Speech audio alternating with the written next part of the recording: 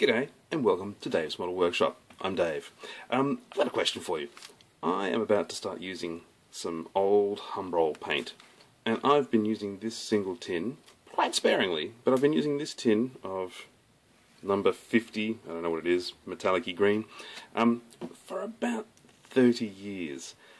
So some of the Humbrols, I don't get it, some of the Humbrols just dried up the moment you crack the top, and some of them, like this one, stayed good for 30 years. How does that work?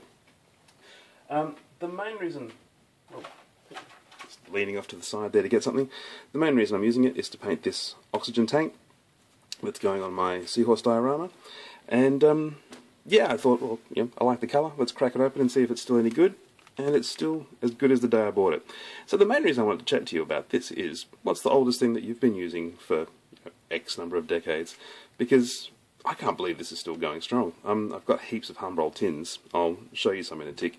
And they're, some of them are dried to hell, and some of them are still randomly okay to use. So yeah, I'm very intrigued. What's the product you've been using for the longest? Probably for me the second, well no, the longest, is this pair of scissors. I've been using them since the first day I started modelling. And they're the best. You can actually see, I hope you can see on there, it's inscribed. Let's see if we can get some focus. Look at those grubby fingers. Can you get focus? You can see it's inscribed CSU, and I think that stands for Concord Surgical Unit. So yeah, my mum liberated these from a hospital when she worked there, and I've been using them for at least 30 years, 35 years I'd say, which is kind of ridiculous. It would be about 35 years, and they're still going strong. That's my favourite, longest served item of modelling equipment. Love it.